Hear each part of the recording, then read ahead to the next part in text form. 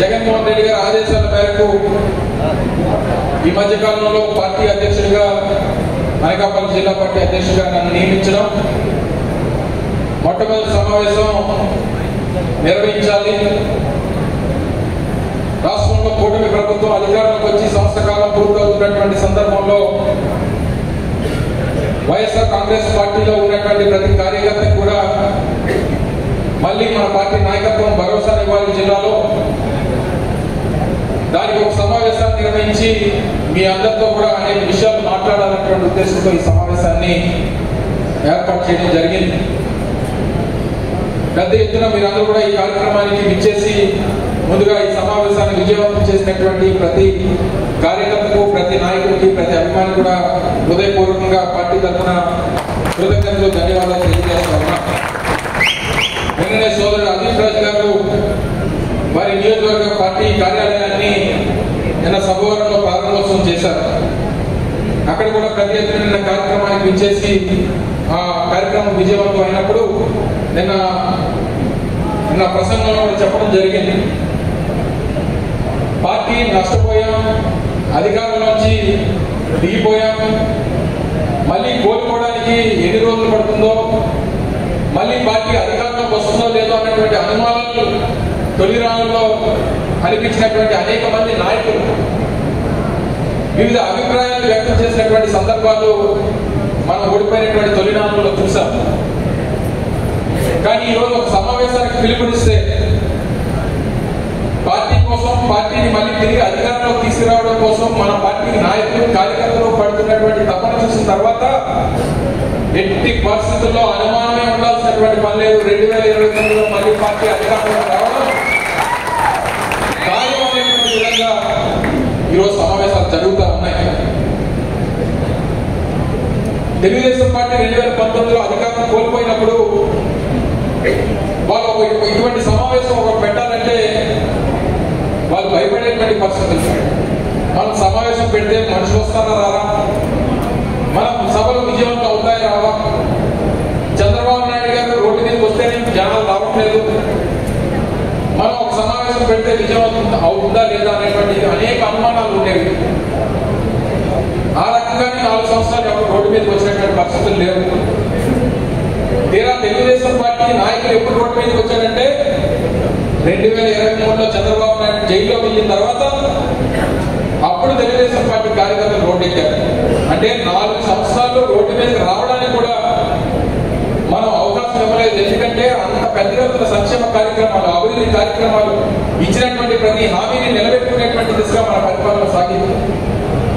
సరే, అన్ని ఒకసారి ఇచ్చాం, అన్ని పథకాలు అందించాం, చెప్పినటువంటి ప్రతి హామీని నిలబెట్టుకున్నాం.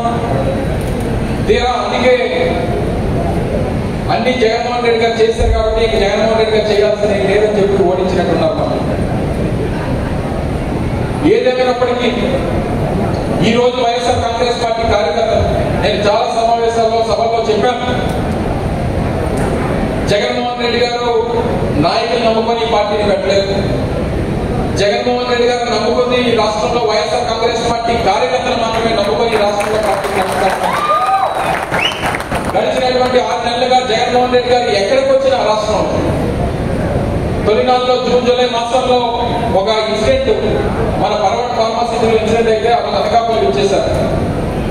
ఆ బాధితుల్ని పరామర్శించడానికి అనకాపల్లి ఇచ్చేస్తే పెద్ద ఎత్తున వేలాది మంది జనం వచ్చి జగన్మోహన్ రెడ్డి గారిని ఆ రోజు ఆహ్వానం పలికారు. తర్వాత ఏ ప్రాంతానికి వెళ్ళినా వేలాది మంది జనం. చాలా మందికి అనుమానాలు ఉన్నాయి, ఎంత జనం వస్తున్నారు, ఓట్లు ఏమైపోయాయి. అప్పుడు నిజంగా ఈవీఎంలు ఏమో నొక్కిసారేమో అని చెప్పి అనుమానం చాలా మంది కలిగింది. సరే, అది వేరే రకమైనటువంటి చర్చ. ఏదేమైనప్పటికీ మళ్ళీ మనం అధికారాన్ని కోల్పోయాం. మళ్ళీ తిరిగి అధికారంలోకి రావాల్సినటువంటి బాధ్యత మన అందరి మీద ఉంది. నాయకుడిని అధికారంలోకి తీసుకొని వద్దాం, పార్టీని అధికారంలోకి తీసుకొని వద్దాం.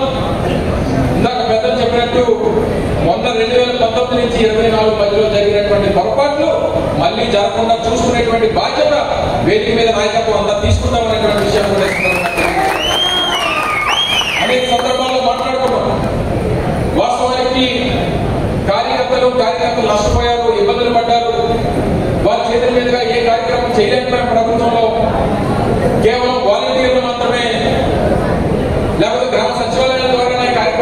చేశారు తప్ప మన కార్యకర్తలకు ఏం పల్లెకుండా చేశారనేటువంటి వాదన మనం ఎన్నికల్లో ఓడిపోయిన తర్వాత పెద్ద ఎత్తున చర్చ జరిగింది. అది వాస్తవం, దాన్ని అందరూ కూడా అంగీకరించారు. అందుకనే మళ్ళీ జగన్మోహన్ రెడ్డి గారు చెప్పారు, జగనన్న 2.0 ఇది కేవలం కార్యకర్తల కోసం నడిచేటువంటి ప్రభుత్వం అనేటువంటి విషయాన్ని నేను చెప్పాల్సినటువంటి పర్లేదు, నాయకుడే చెప్పాడు. నాయకుడు చెప్పిన తర్వాత ఆయన మాట్లాడిన తర్వాత తిరిగి ఉండదు అనేటువంటి విషయం ఈ రాష్ట్రంలో ప్రతి ఒక్కరికి తెలుసు అనేటువంటి విషయం కూడా ఈ సందర్భంగా తెలియజేస్తా ఉన్నాం. వాస్తవానికి మరి వాలంటీర్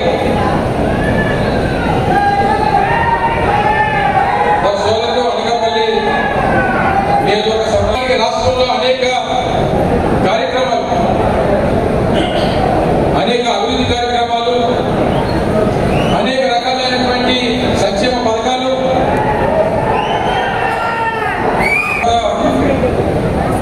2019-24 మధ్యలో అనేక కార్యక్రమాలు చేశాం. ఈ వాలంటీర్ వ్యవస్థ పార్టీకి కార్యకర్తలు ఏ రకంగా దూరం చేస్తుందో అనేటువంటిది కూడా మనందరం కూడా చూసాం. పోనీ ఆ వ్యవస్థ ప్రజలకి ప్రభుత్వానికి పనికిరాలేదు అంటే అత్యున్నతమైనటువంటి స్థాయిలో ప్రజలకి సేవలు అందించడంలో, ప్రజలకి అనేక కార్యక్రమాన్ని ప్రభుత్వం నుంచి చేరువలో అది ఉపయోగపడింది. ప్రభుత్వం ప్రజలకి చేరువడానికి అది ఉపయోగపడింది. కానీ ప్రజలకి పార్టీకి కార్యకర్తలు దూరం చేసేటువంటి దాంట్లో అదే వ్యవస్థ ఉపయోగపడిందని చెప్పి కూడా బలంగా నమ్ముతా ఉన్నాం. సరే, పోనీ వీళ్ళేమన్నా ఉపయోగపడతారా, వీళ్ళేమన్నా మన ఎన్నికల్లో ఉపయోగపడతారా అని చెప్పి చాలా మంది ఆశించారు. నేను గాజువాకలో పోటీ చేశాను. ఈ వాలంటీర్ అందరితో సమావేశాలు పెట్టాను. వాళ్ళు చెప్పారు, బాబు మీరు రాజీనామా చేయండి, రేపు మళ్ళీ మనం అధికారంలో వచ్చిన తర్వాత మిమ్మల్ని పెడతాం, చంద్రబాబు నాయుడు అధికారంలోకి వస్తే మిమ్మల్ని తీసేస్తాడు, మీరు పార్టీ కోసం పనిచేయండి అని చెప్పారంటే అమ్మమ్మ మేము గెజిటెడ్ ఆఫీసర్స్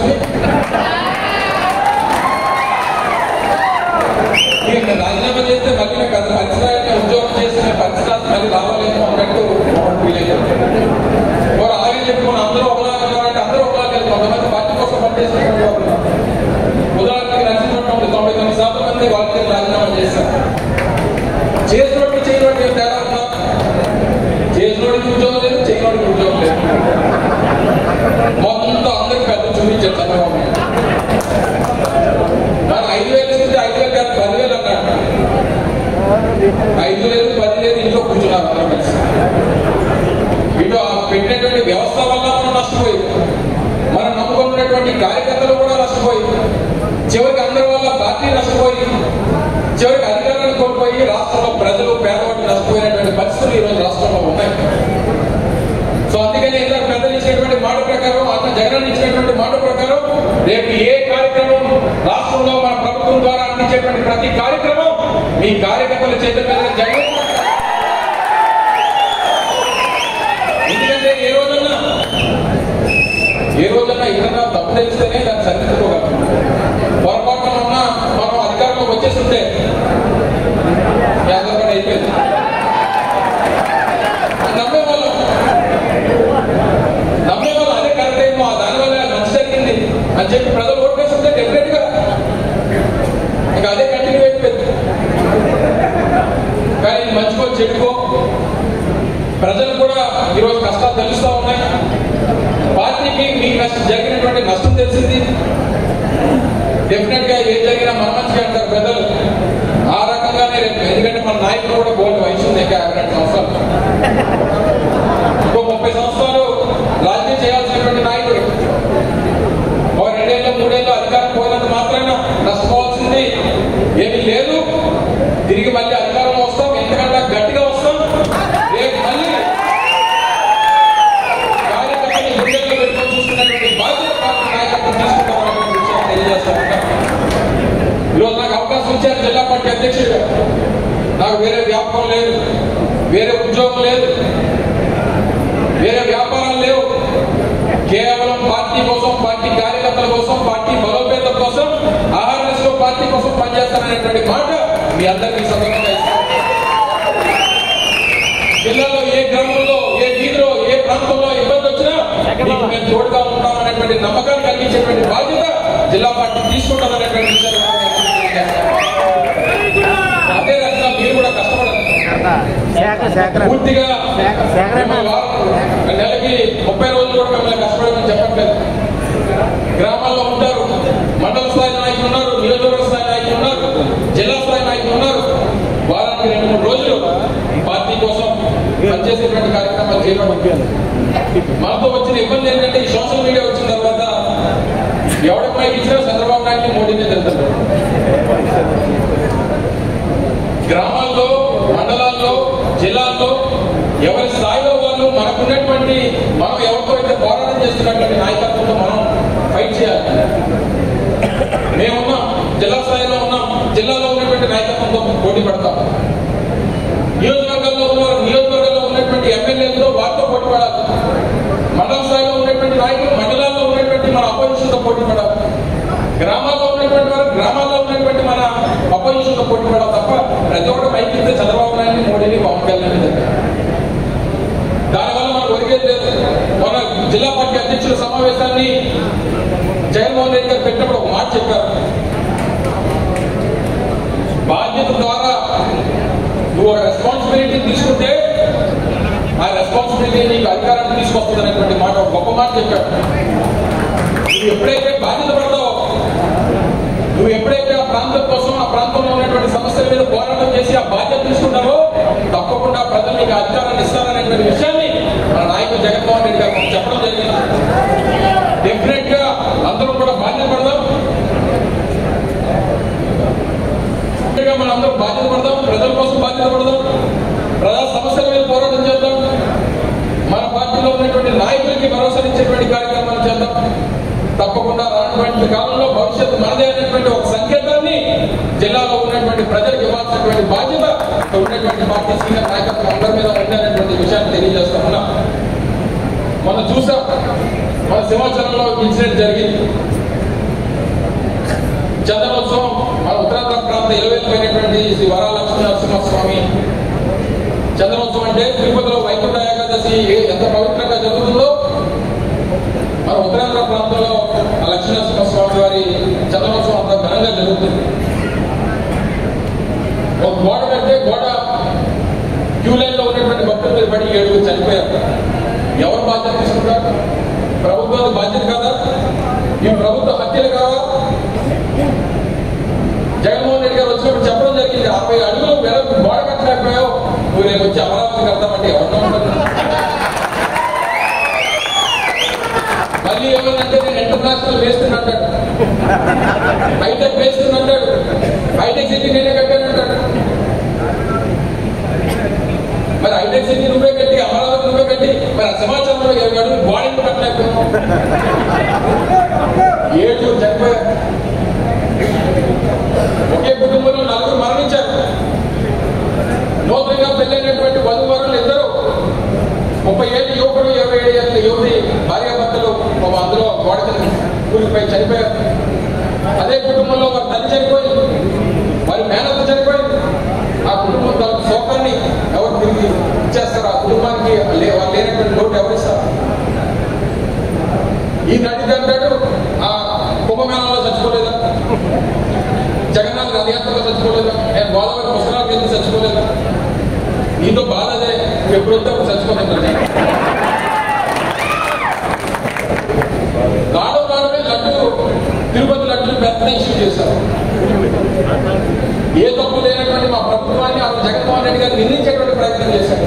దానికి ఇవన్నీ కూడా ఈరోజు వారు చేసేటువంటి పాపాలకి ఈరోజు ప్రజలు భక్తులు అనుభవిస్తామన్నారు. కొన్ని ఇంత చేసి ఏ రోజున పశ్చాత్తాపం ఉందా అంటే నాకు తెలిసి భారతదేశ చరిత్రలో ఒక రాజకీయ నాయకులు ఎప్పుడైనా సరే ఏదైనా తప్పు చేస్తే పశ్చాత్తాపం ఉండాలి. ఈ భారతదేశ చరిత్రలో ఒక నాయకుడు ఆయన చేసినటువంటి తప్పులు పశ్చాత్తాపం లేనటువంటి నాయకుడు ఈ రాష్ట్రంలో ఎవరన్నా ఉంటే ఒక్క చంద్రబాబు నాయుడు మాట్లాడు. ఆయన చెప్పినటువంటి అబద్ధాలు, చేసినటువంటి హత్యలు, చేసినటువంటి పాపాలు నేను నా విధానం ఏంటి అని చెప్పి గొప్పగా చెప్పుకునేటువంటి వ్యక్తి. అలాంటి 3 సార్లు గతంలో గెలిపించినా మళ్ళీ ఓటేసిన ఎంత ధనం పెట్టాలి అంటే ఇందాక పెద్ద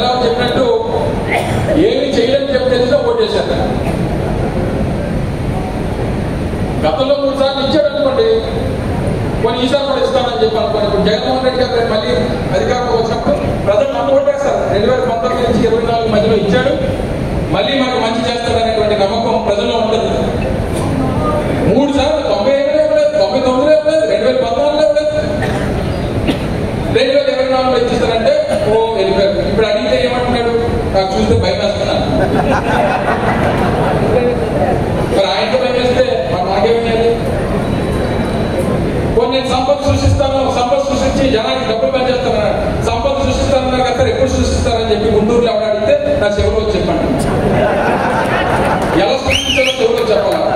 నువ్వు సృష్టించుకున్నావు కదా, విశాఖపట్నంలో ఉంటే భూములు ఇచ్చేసి, అమరావతిలో 50,000 ఎకరాలు దోపిడీ చేసి నువ్వు సృష్టించుకున్నావు కదా. పెద్దలు మాట్లాడతారు, అనేక విషయాలు పెద్దలు బొత్స సత్యనారాయణ గారు మాట్లాడతారు. ఏదేమైనప్పటికీ మన తాలూకు బాధ్యత, మన జిల్లా పార్టీ తాలూకు బాధ్యత, మన జిల్లాలో ఉన్నటువంటి పార్టీ నాయకత్వం తాలూకు బాధ్యత. రేపు రేపు 11వ తారీఖు, రేపు జూన్ 12వ తారీఖుతో ఈ రాష్ట్రంలో కూటమి ప్రభుత్వం అధికారంలోకి వచ్చి సంవత్సర కాలం పూర్తవుతున్నటువంటి సందర్భంలో పెద్ద ఎత్తున రాష్ట్ర వ్యాప్తంగా కూడా కార్యక్రమాలు నిర్వహించాలని చెప్పి పార్టీ అధ్యక్షుడు జగన్మోహన్ రెడ్డి గారు త్వరలోనే కార్యాచరణ రూపొందిస్తూ ఉన్నారు. పెద్ద ఎత్తున కార్యక్రమాలు చేపడదాం. సంవత్సర కాలం మనకు అవకాశాలు ఇచ్చాం, అనేక పోరాటం చేశాం. రానటువంటి కాలంలో కూడా అనేక విషయాల మీద మనం బాధ్యత తీసుకుంటాం. రానటువంటి కాలంలో ఏదైతే పార్టీ నాయకత్వాన్ని, పార్టీ కార్యకర్తల్ని, మన ప్రాంతంలో ఉన్నటువంటి అనేక సమస్యల్ని ప్రతి నియోజకవర్గంలో, ఉదాహరణకి చోడవరం ఉంటే షుగర్ ఫ్యాక్టరీ ఇష్యూస్ ఉన్నాయి, వారి ఇష్యూస్ ఉన్నాయి, అనేక అంశాలు ఈరోజు జిల్లా వ్యాప్తంగా ప్రతి నియోజకవర్గంలో అనేక అంశాలు ఉన్నాయి. వాటిని పోరాటం చేద్దాం, ఒక కార్యాచరణ రూపొందించుకుందాం. అందుకని కొన్ని తీర్మానాలు కూడా మీ సమక్షంలో కొన్ని తీర్మానాలు చేయాలని చెప్పి కూడా జిల్లా పార్టీ నిర్ణయించింది. ఆ విషయాలన్నింటినీ కూడా మీ దగ్గర ప్రస్తావిస్తాను. మీ తాలూకు హర్షధ్వానాలతో వాటన్నింటినీ కూడా ఆమోదించాల్సిందిగా ఈ సందర్భంగా మిమ్మల్ని అందరినీ కూడా కోరుతా ఉన్నా. ప్రప్రథమంగా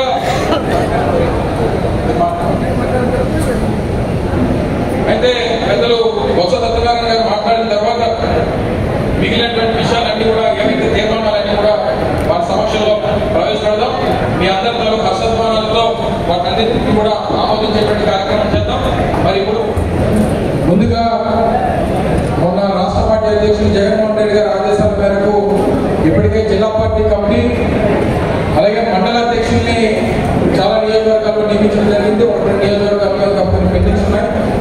వీటితో పాటు ఈ సమావేశం ద్వారా ఈ నెల 31వ తారీఖు కల్లా, మొట్టమొదటి తీర్మానం మే 31వ తారీఖు కల్లా జిల్లాలో ఉన్నటువంటి 25 మండలాల్లో కూడా అన్ని మండల కమిటీలు పూర్తి చేయాల్సిందిగా ఎదిగినటువంటి సమన్వయకర్తలు, అలాగే మే 31వ తారీఖు కల్లా అన్ని మండల కమిటీలు కూడా పూర్తి చేయాల్సిందిగా పార్టీ అధ్యక్షులు జగన్మోహన్ రెడ్డి గారి ఆదేశాల మేరకు దాన్ని పూర్తి చేయాల్సిందిగా కోరుతా ఉన్నాం. అలాగే గ్రామ కమిటీలు మే 31వ తారీఖుకి మండల కమిటీలు పూర్తయిన తర్వాత జూలై 31వ తారీఖు కల్లా, అంటే జూన్ 1వ తారీఖు నుంచి జూలై 31వ తారీఖు 2 నెలల పాటు అన్ని మండలాల్లో సమావేశాలు పెట్టి జూలై 31వ తారీఖు కల్లా జిల్లాలో ఉన్నటువంటి అన్ని గ్రామాల్లో కూడా గ్రామ కమిటీలు నియమించాల్సిందిగా ఈ సందర్భంగా అందరినీ కూడా కోరుతా ఉన్నాం.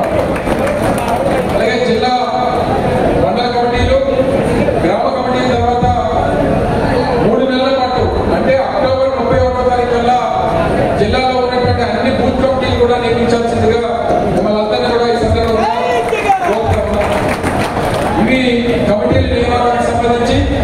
అలాగే మరో తీర్మానం, ఇలాగే ప్రతి 6 నెలలకు ఒకసారి జిల్లా పార్టీ సమావేశం, జిల్లా పార్టీ విస్తృత స్థాయి సమావేశాన్ని ప్రతి 6 నెలలకి ఒకసారి ఏదో ఒక ప్రాంతంలో, ఎందుకంటే ఈ మొట్టమొదటి సమావేశం మనం అనకాపల్లిలో చేస్తున్నాం కాబట్టి రెండో జిల్లా పార్టీ విస్తృత స్థాయి సమావేశాన్ని మరో నియోజకవర్గంలో కూడా చేయాలని చెప్పి పార్టీ తీర్మానించింది. అంటే అక్టోబర్ 31 బూత్ కమిటీలు అన్ని కంప్లీట్ అయిన తర్వాత నవంబర్లో కానీ డిసెంబర్లో కానీ మళ్ళీ జిల్లా పార్టీ విస్తృత స్థాయి సమావేశాన్ని మళ్ళీ ఏర్పాటు చేయాలని కూడా జిల్లా పార్టీ అంతా కూడా తీర్మానం చేయడం మీ ముందు ప్రవేశపెట్టడం జరుగుతుంది. నాకు పెద్దలు బొత్స సత్యనారాయణ గారు చెప్పినట్టు ఈ 6 నెలల కాలంలో, అంటే మే నుంచి మళ్ళీ నవంబర్ లోపు ప్రతి నెల ఒక నియోజకవర్గం, జిల్లాకు ఒక నియోజకవర్గం విస్తృత స్థాయి సమావేశాన్ని నిర్వహించాలని చెప్పి సందర్భంగా కోరుతా ఉన్నాం.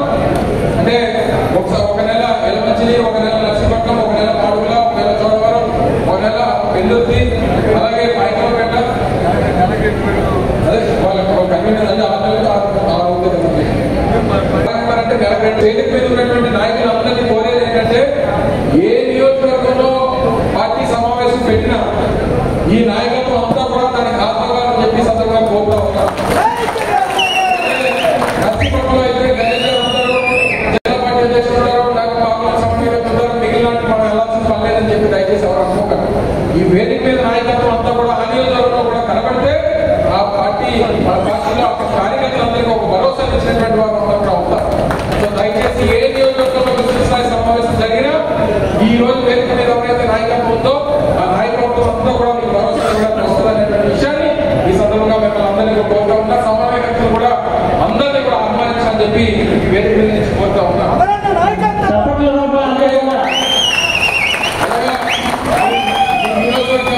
సమావేశం 6 నెలలకు ఒకసారి అవుతుంది కాబట్టి మిగిలినటువంటి 4 మాసాల్లో 4-5 మాసాల్లో ఈ మండల మీటింగ్ ప్రతి నెల ఒక మండలంలో మండల మీటింగ్ పెట్టి నియోజకవర్గంలో ఉన్నటువంటి పెద్దలందరూ కూడా ఆహ్వానించి ఆ సమావేశాలు కూడా ఏర్పాటు చేయాలని చెప్పి మిమ్మల్ని అందరినీ కోరుతా ఉన్నా.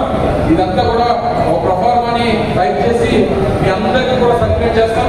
సమన్వయకర్తలకు ఇవ్వాల్సిన సమన్వయకర్తలకి, మండల పార్టీ అధ్యక్షులు ఇవ్వాల్సిన మండల పార్టీ అధ్యక్షులకి, అలాగే మిగిలినటువంటి గ్రామ స్థాయిలో లేకపోతే ఆయా ప్రాంతాల్లో ఉన్నటువంటి వారందరూ కూడా ఈ బుక్స్ అన్నింటినీ మీ అందరికీ సప్లై చేస్తాం. దయచేసి స్థానిక సంస్థల మీద అందరూ లక్ష్యంగా పోరాటం చేద్దాం. ఈ ఉత్సాహాన్ని రేపు మా పార్టీని అధికారంలో తీసుకురావడానికి జగన్మోహన్ రెడ్డి గారిని ముఖ్యమంత్రి చేయడం కోసం అందరూ కలిసికట్టుగా పనిచేద్దామని చెప్పి ఈ సందర్భంగా కోరుకుంటూ బూత్ కమిటీలు కూడా నియమించాల్సిందిగా మిమ్మల్ని అందరినీ కూడా ఈ సందర్భంగా కోరుకుంటున్నాం. ఇవి కమిటీల నియమనానికి సంబంధించి.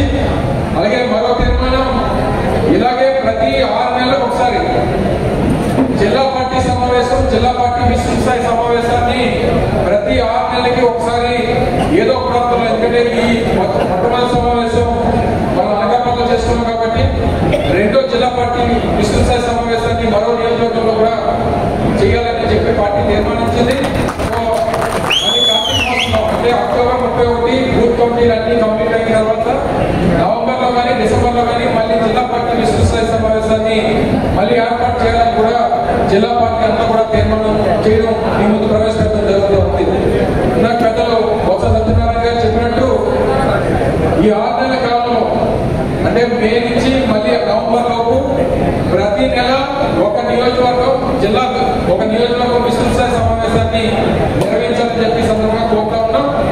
అంటే ఒక నెల ఎలమంచిలి, ఒక నెల నర్సీపట్నం, ఒక నెల పాడుగుల, ఒక నెల చోడవరం, ఒక నెల పెందుర్తి, అలాగే పాయకలపేట, అదే వాళ్ళకి కన్వీనర్ అంటే 6 నెలలు 6 అంటే వేదిక మీద ఉన్నటువంటి నాయకులందరినీ కోరేది ఏంటంటే ఏ నియోజకవర్గంలో పార్టీ సమావేశం పెట్టినా ఈ నాయకత్వం అంతా కూడా దానికి ఆత్మగారని చెప్పి సందర్భంగా కోరుతా ఉంటారు. నర్సీపట్నంలో అయితే గణేష్ గారు ఉంటారు, జిల్లా పార్టీ అధ్యక్షులు ఉంటారు, డాక్టర్ బాబు సమన్వయకర్త ఉంటారు, మిగిలిన మనం వెళ్ళాల్సిన పని లేదని చెప్పి దయచేసి ఎవరు అనుకోకండి. ఈ వేదిక మీద నాయకత్వం అంతా కూడా ఆ నియోజకవర్గంలో కూడా కనబడితే ఆ పార్టీ మన పార్టీలో కార్యకర్తలందరికీ ఒక భరోసా ఇచ్చినటువంటి వారు అందరూ కూడా ఉంటారు.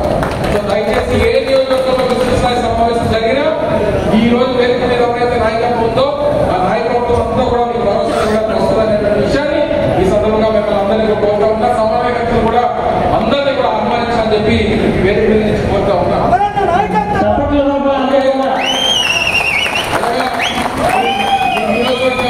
సమావేశం 6 నెలలకు ఒకసారి అవుతుంది కాబట్టి మిగిలినటువంటి 4 మాసాల్లో 4-5 మాసాల్లో ఈ మండల మీటింగ్ ప్రతి నెల ఒక మండలంలో మండల మీటింగ్ పెట్టి నియోజకవర్గంలో ఉన్నటువంటి పెద్దలందరూ కూడా ఆహ్వానించి ఆ సమావేశాలు కూడా ఏర్పాటు చేయాలని చెప్పి మిమ్మల్ని అందరినీ కోరుతా ఉన్నా. ఇదంతా కూడా ఒక ప్రొఫార్మాని టైప్ చేసి మీ అందరికీ కూడా సర్క్యులేట్ చేస్తాం. సమన్వయకర్తలకు ఇవ్వాల్సిన సమన్వయకర్తలకి, మండల పార్టీ అధ్యక్షులు ఇవ్వాల్సిన మండల పార్టీ అధ్యక్షులకి, అలాగే మిగిలినటువంటి గ్రామ స్థాయిలో లేకపోతే ఆయా ప్రాంతాల్లో ఉన్నటువంటి వారందరూ కూడా ఈ బుక్స్ అన్నింటినీ మీ అందరికీ సప్లై చేస్తాం. దయచేసి స్థానిక సంస్థల మీద అందరూ లక్ష్యంగా పోరాటం చేద్దాం. ఈ ఉత్సాహాన్ని రేపు మా పార్టీని అధికారంలో తీసుకురావడానికి జగన్మోహన్ రెడ్డి గారిని ముఖ్యమంత్రి చేయడం కోసం అందరూ కలిసికట్టుగా పనిచేద్దామని చెప్పి ఈ సందర్భంగా కోరుకుంటూ సోదరులు భారత్ మాట్లాడాల్సిందిగా కోరుతాం.